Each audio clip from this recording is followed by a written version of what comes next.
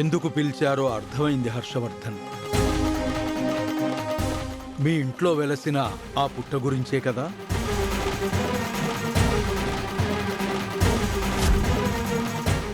అవును గురువుగారు, మీరే మీ దివ్య దృష్టితో చూసి చెప్పండి. అది స్వయంభూనా? కాదు కదా? ఎవరో పెట్టిందే కదా? అది ఎవరో చెప్పండి గురువుగారు. హర్ష నన్ను అస్సలు నమ్మడం లేదు.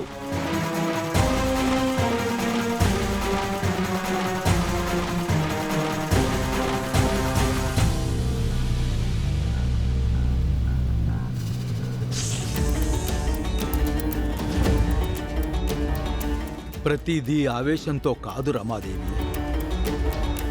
కొన్నింటిని మనసుతో ఆలోచించాలి. భక్తి శ్రద్ధలతో నింపిన చూపుతోనూ చూడాలి. మనకి ఒక మంచి చెయ్యడానికి వచ్చిన భావాన్ని పెంపొందించుకోవాలి.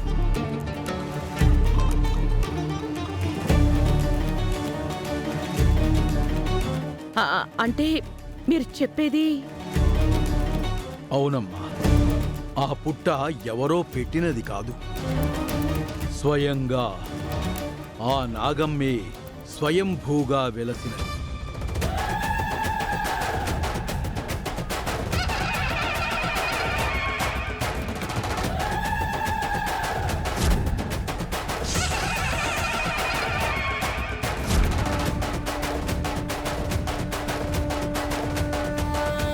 ఆ తల్లి మీ ఇంట వెలియడానికి ఒక కారణం ఉంది. ఆ సదుద్దేశంతోనే మీ ఇంటికి వచ్చింది.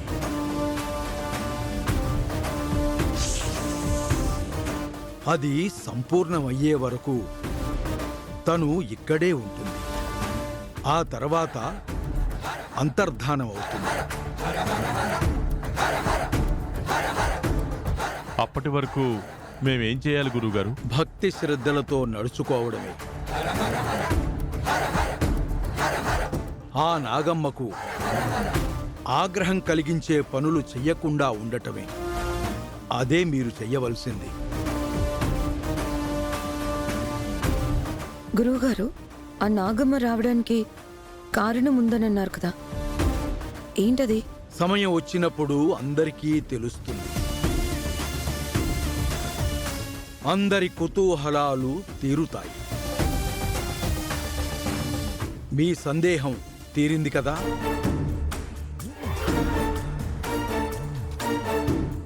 నాకు కాబోయే కోడలు స్వామీజీ.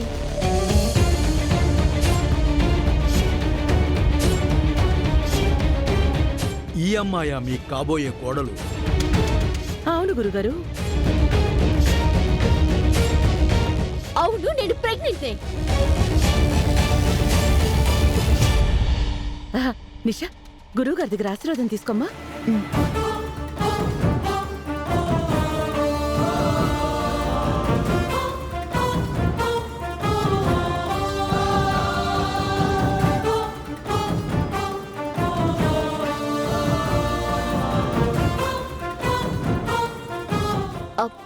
గురువుగారు, మీరు నన్ను ఆశీర్వదించలేదు.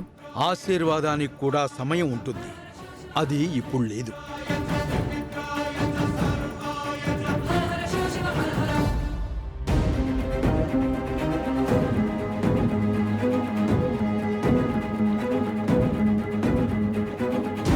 చామంతి, గురువుగారి కారులో పళ్ళు పెట్టిరా అమ్మా. అలాగే గారు.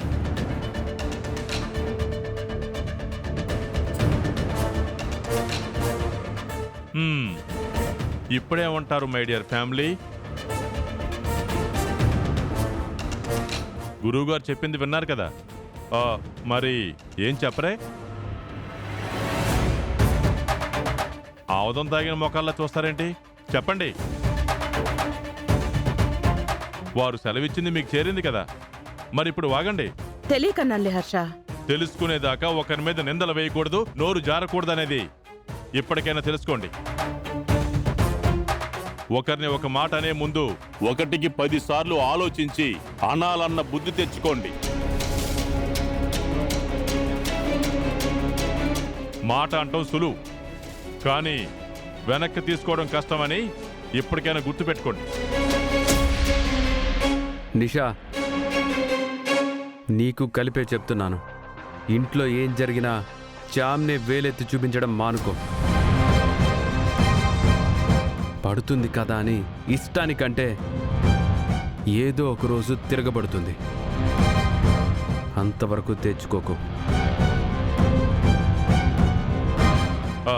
మరి తమర సంగతి ఏంటి? చెప్పారు కదా హర్ష, నాగమ్మ పట్ల భక్తి శ్రద్ధలతో ఉండమని.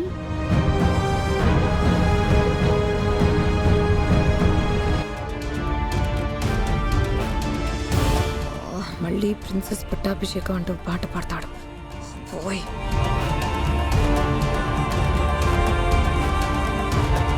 చంద్రిక, మన కోసం అమ్మవారు వెలిశారు, జాగ్రత్తగా చూసుకో.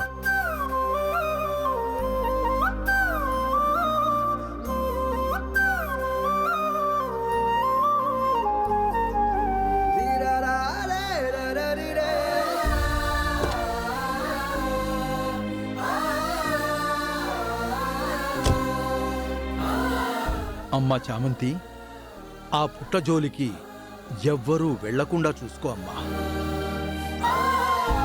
వచ్చే నాగపౌర్ణమి రోజున నాగదేవత తాను చేయవలసిన కార్యాన్ని చేసి అంతర్ధానం అయిపోతుంది. ఆశీర్వాదం తీసుకుందాం. ఆశీర్వాదానికి కూడా సమయం ఉంటుంది, అది ఇప్పుడు లేదు.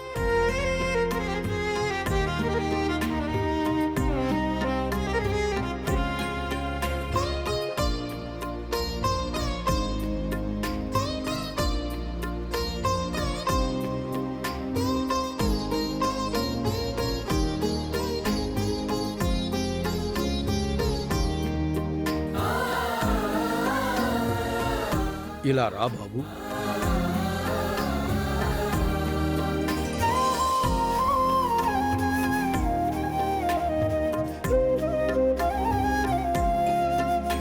చిరంజీవ చిరంజీవ చిరంజీవ.